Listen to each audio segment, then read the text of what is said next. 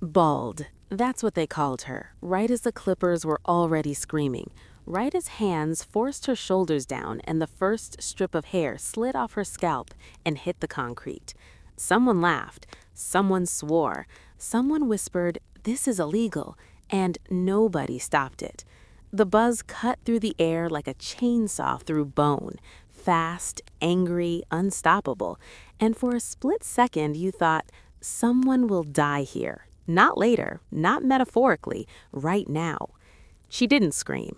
That was the first wrong thing. Her jaw tightened, her breathing slowed, and while the clippers dragged again, rough, careless, cruel, her eyes stayed open, wide, steady, watching. Blood didn't spill, but something worse did: control. Around her, boots shifted, voices cracked, authority blurred, and the room filled with a pressure no one could name. This wasn't training, this wasn't discipline, this was a line being crossed at speed. To them, she was nothing: an older recruit, medically recycled, background check thin, voice too quiet to matter. The kind of woman you erase without paperwork, the kind you humiliate once so everyone else learns faster. They pinned her arms not because she resisted, but because it felt right to show dominance. The clippers buzzed again, and someone muttered, "Hold her still," like she was cargo. The narration inside your head is confused now, angry, fast, then slow, because the pieces don't fit. Why isn't she crying? Why isn't she begging? Why does she look composed? Another strip of hair fell, uneven and brutal, and still she didn't flinch. Her posture stayed locked, spine straight even in the chair, chin level, like muscle memory was doing the thinking for her. Pause. Breathe. Hey guys, welcome back to Silent Heroes. This is the channel that never forgets the brave, even when the world tries to bury them under silence, uniforms, or shame. We don't shout for attention here. We listen for the moments history almost missed. And today's story, this one, isn't about cruelty. It's about what happens when power thinks it's invisible. The base sat low in the desert basin, all dust and concrete and unspoken rules. No banners, no press, just men who believed reputation outranked regulation. The kind of place where alpha voices ruled the air and quiet people learned to disappear. That culture wasn't written anywhere, but everyone knew it.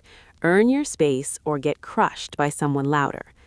The man in charge, at least the one everyone feared, was a decorated operator with a smile sharp enough to cut. He didn't need to shout orders. People moved before he finished sentences. He wore confidence like armor and cruelty like a joke, always framed as motivation. Nobody challenged him because nobody ever had and stayed.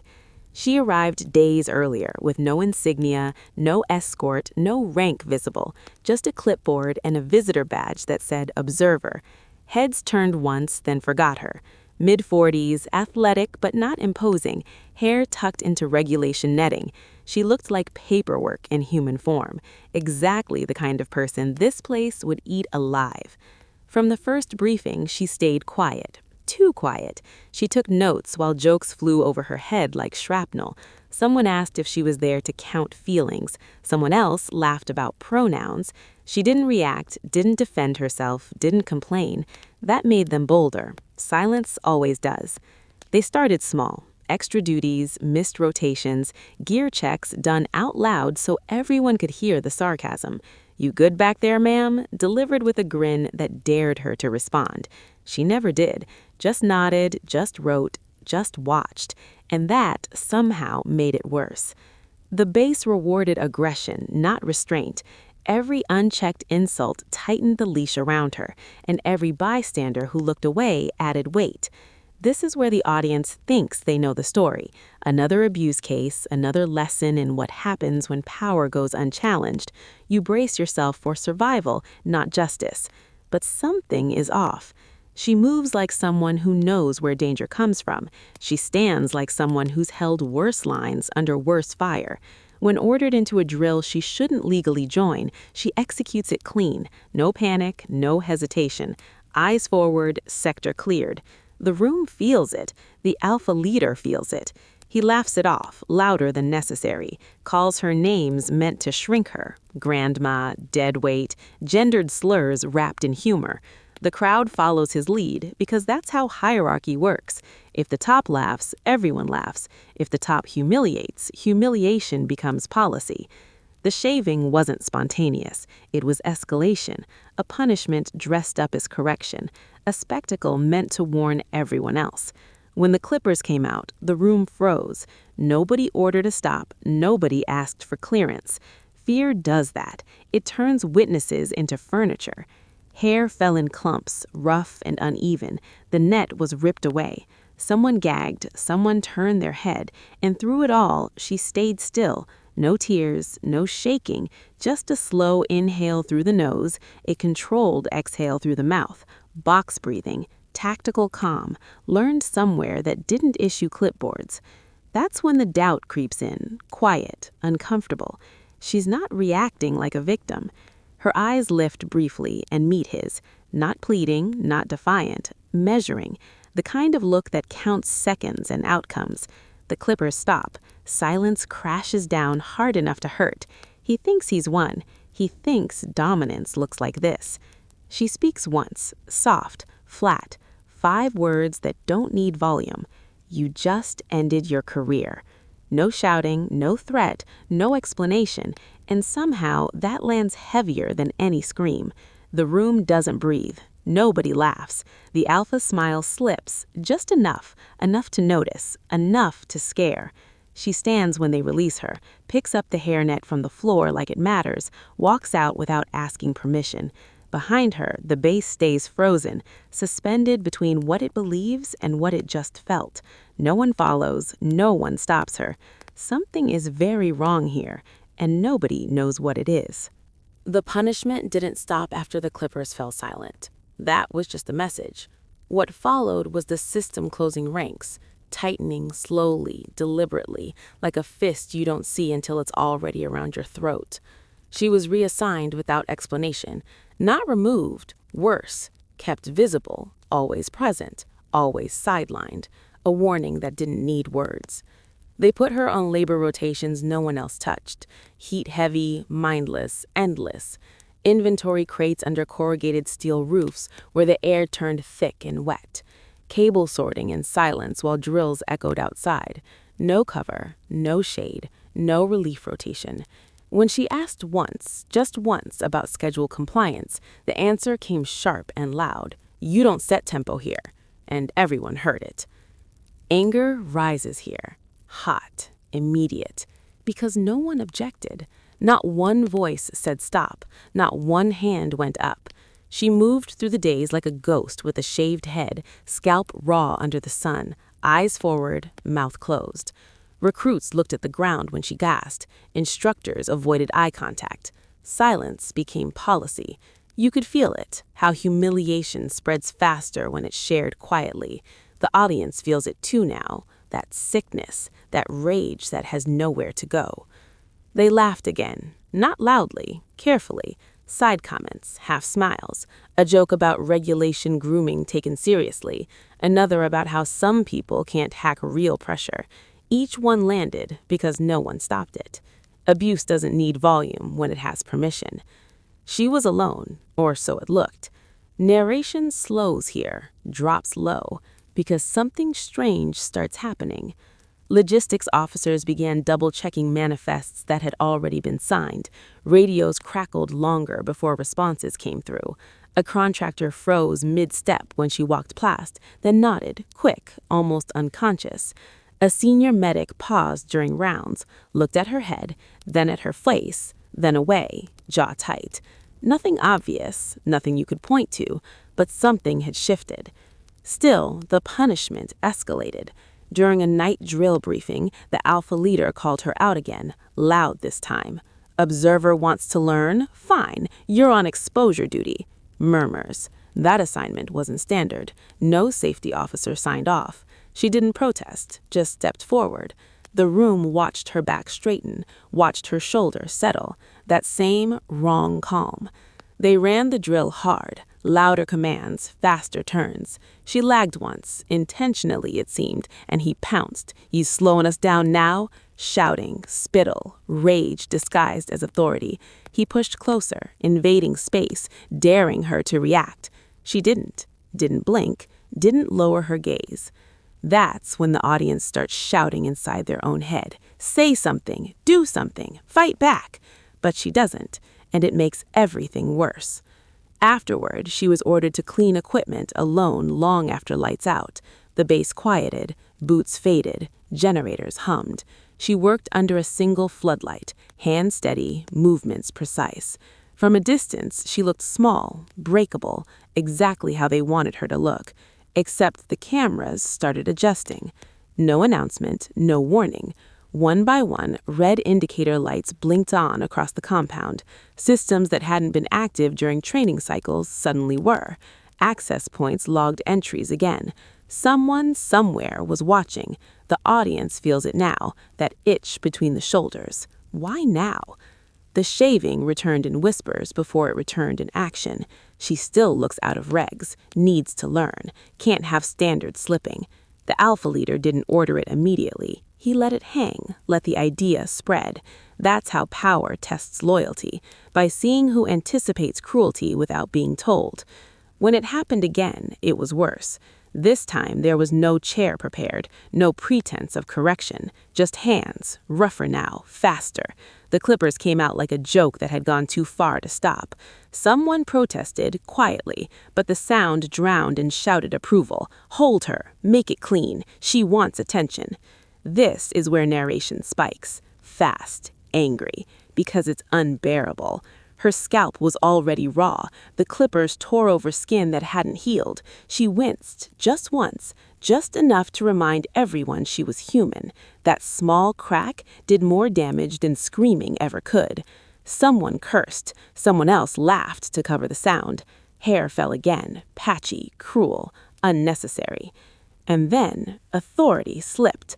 A junior logistics officer stepped forward without thinking. "Chief, we need clearance for—" "Back off," came the snap. "This doesn't concern you." But it did. You could see it on the officer's face. Real fear, not of punishment, of consequences. He stepped back, hands shaking. Another man turned away completely. A medic closed his eyes. The base, the system, the lie, it was cracking. She spoke again, only once. Her voice wasn't loud, wasn't angry, wasn't pleading. "This is documented." That was it. No explanation, no rank drop, just a statement, flat, absolute. And the room froze, because that sentence didn't belong to a powerless person. That sentence belonged to someone who knew exactly how records worked, how investigations started, how careers ended quietly. Silence hit like a blast wave. The clippers shut off mid-motion. Someone dropped them. Plastic cracked against concrete. No one laughed now. No one moved. The alpha leader stared at her, eyes searching for something, fear, weakness, doubt. He found none, just that same calm, that same wrong calm. She stepped back on her own. No one held her this time. She adjusted her posture, rolled her shoulders once like resetting after impact, picked up a towel from the ground and pressed it to her scalp. Blood spotted the fabric. Not much, enough. She walked away. Behind her, chaos didn't erupt. That's the terrifying part. It didn't need to. The damage was done. Whispers started instantly. Radios chirped. Orders were delayed. Someone locked a door they shouldn't have locked. Someone else unlocked one they shouldn't have touched. The audience feels it now, deep. This isn't about bullying anymore. This is about something structural, something dangerous. That night, the base felt different. Quieter, but not calm, like a storm holding its breath. The alpha leader drank coffee too fast, talked too much, laughed where no one joined in. His authority still stood, but it wobbled. Everyone could feel it. When power starts explaining itself, it's already losing.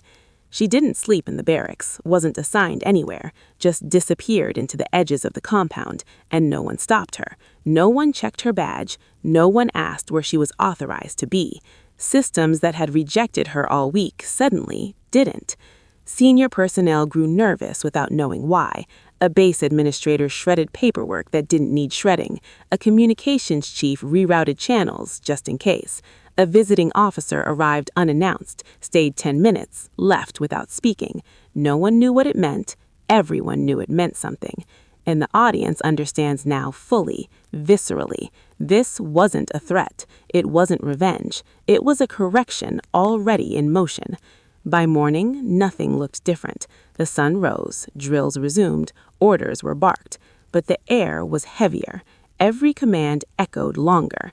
Every laugh died quicker. The system was still standing, but it was listening now. And somewhere inside that silence, one thought spread uncontrollably, infecting every rank, every witness, every man who had stayed quiet.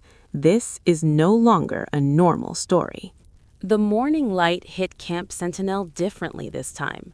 Not brighter, not warmer, just heavier, like it carried the weight of truth before anyone had spoken it. The operators noticed first. The subtle tremor in radios, the slight hesitation in the Alpha's walk, the careful glances between instructors who had never questioned each other. It was a ripple through the structure of authority, small but unstoppable. She walked in, head bare, uniform sharp, a clipboard tucked under her arm again, eyes scanning quietly. Nobody moved. Nobody breathed too loudly. The air felt wrong, charged, like the moment before a predator strikes without warning. The Alpha leader, Ethan Callahan, froze mid-step as their eyes met. His confident smile faltered. Something had shifted that he didn't understand, and the room knew it. Quiet authority is the deadliest. She didn't shout, she didn't scream, she didn't throw any punches, but every operator, every contractor, every junior recruit could feel the weight of her presence. It pressed against the walls, against the gravel, against the very rhythm of the base. Subtle movements, tiny nods, a hand held steady. It was control without theatrics, command without a sound, and it spread like wildfire. The first twist came silently.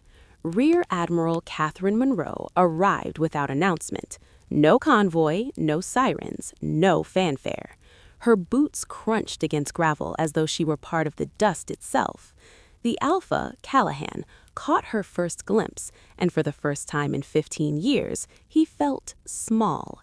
Not scared, not threatened, small. He had ruled this place with unchecked confidence, and now that confidence was evaporating in the gaze of someone who didn't need to assert it. Orders were subtle, quiet recalls over encrypted lines. The instructors who humiliated her the week prior were quietly removed from their posts. No yelling, no speeches, just footsteps echoing down hallways and nervous glances that spoke louder than any public reprimand could.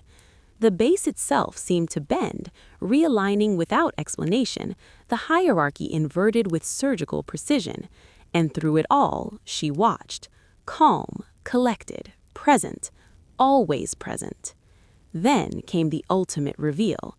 In front of the assembled squad, the Admiral finally spoke, not to punish, not to congratulate, to clarify. Her words were deliberate, measured. "This is Brigadier General Emily Drake," she said, tone flat, authority absolute. The words fell into the compound like steel plates. Silence followed. Gasps weren't necessary. Whispers weren't needed. The sheer weight of the title carried the shock. Every man who had thought themselves untouchable realized they were wrong. Every woman who had wondered about the fairness of the world understood why she had come. The abusers felt it first. Ethan Callahan's jaw locked. He tried to hide it with a cough, a quick step back, a laugh that didn't reach his eyes. His lieutenants froze mid-motion, caught between their previous loyalty and the undeniable truth in the air. Contractors who had watched from the edges, medics who had taken notes quietly, even the junior recruits, they all sensed it. Power doesn't need to shout. Cruelty survives only in ignorance, and ignorance had ended here. Twist piled upon twist. She hadn't arrived randomly. She wasn't here to punish one man or to test one crew. The entire base had been under observation. Every act of cruelty, every muttered insult, every silent compliance had been recorded, analyzed. Every person who thought themselves untouchable had been subject to scrutiny. The audience now understands this was not revenge. This was history being rewritten in quiet, devastating strokes. She moved slowly through the compound, passing the obstacle courses where operators had trained hard, passing the mess hall where laughter once drowned authority, passing the rows of bunks that had held whispered insults. Each step recalibrated the balance of power. No words, no loud gestures, just presence. Each observer felt the pressure of accountability settle on their shoulders. The younger generation of recruits watched, wide-eyed, realizing the world was not as it seemed. Her gaze rested briefly on those who had held the clippers, the ones who had thought humiliation was a game. Ethan Callahan's face betrayed every flicker of fear, regret, and awe in less than a heartbeat. She didn't yell, she didn't shout, she didn't smile. She nodded slightly. That was enough. One nod to reset the moral compass of the compound, one quiet acknowledgement that the hierarchy had changed forever. Small, subtle actions carried the final blow. She walked to the equipment tents, inspected them briefly, adjusted a cable here, straightened a folder there. Orders whispered through secure channels were followed instantly. Safety checks previously ignored were logged meticulously. The base operated, yet everything had shifted. A new power structure existed, quiet but absolute, unshakable because it was respected, not feared. By mid-afternoon, the instructors who had dared to humiliate her were nowhere to be seen. Those left behind moved with care, their tones softer, their steps measured. The younger generation of recruits began instinctively forming lines with precision, silent alignment that hadn't existed before. They didn't salute her yet, not because of ceremony, but because recognition had already taken root.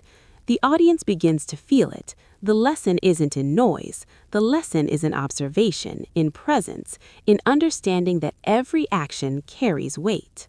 Even the alpha leader, Callahan, attempted to assert himself once. He barked an order during a logistics drill, loud enough to remind everyone of his previous dominance. She didn't respond. She didn't need to. Others paused, glanced at her, then at him. Authority faltered mid-command. Every man and woman realized what they had learned over the past week. Loud aggression without merit is meaningless. Influence without integrity evaporates when confronted by true command. The ultimate cinematic moment arrived as she stepped onto the central training pad, sunlight glinting off her bare scalp.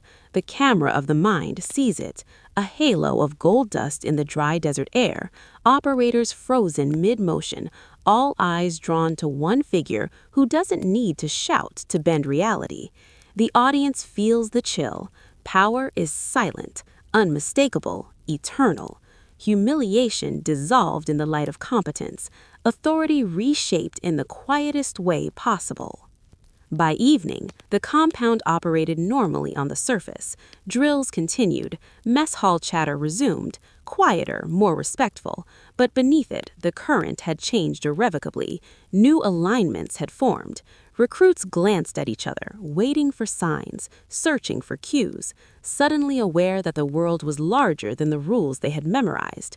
And in those silent, small glances, history shifted. The final moment before the call to action, she returned to her office, quietly closing the door. No fanfare, no celebration, just recognition. The younger recruits lingered by the door, catching glimpses of authority exercised without fear.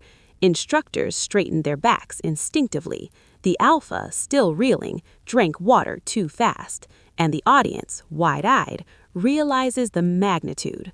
One quiet act, one silent presence, one unwavering stance had rewritten the rules entirely.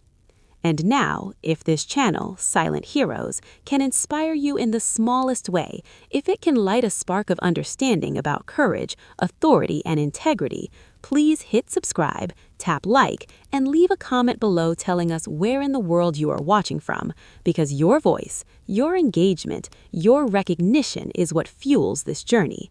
Every story, every hero, every silent victory matters.